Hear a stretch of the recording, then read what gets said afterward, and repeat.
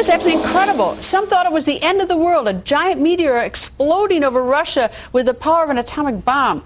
The meteor's sonic blast shattering windows, injuring about 1,000 people. GRN reporter Dan Pelishuk joins us with the latest from Moscow. Dan, it's terrifying when I watch the video. Is that what you're hearing, like in Moscow, that people are just terrified? I think people are less terrified at this point than genuinely astonished. I mean, this is an incredible rarity to happen anywhere in the world, obviously, but especially in a place like Chelyabinsk, this region in which it happened. I mean, there's very little going on there. It's far out there in the Russian hinterlands, about 950 miles east of Moscow. And this is just not something you see every day, again, anywhere in the world, but especially in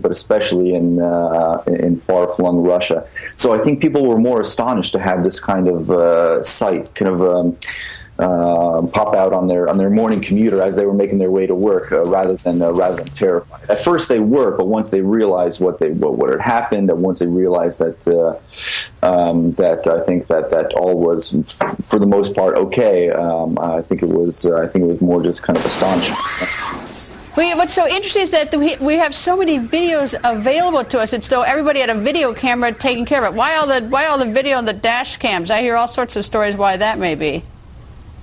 Well, this is kind of an interesting, somewhat non-connected trend, because the reason Russians have so many dashboard cams in their cars is actually connected to a high degree of police corruption in Russia, unfortunately, particularly among the traffic police who patrol the roads.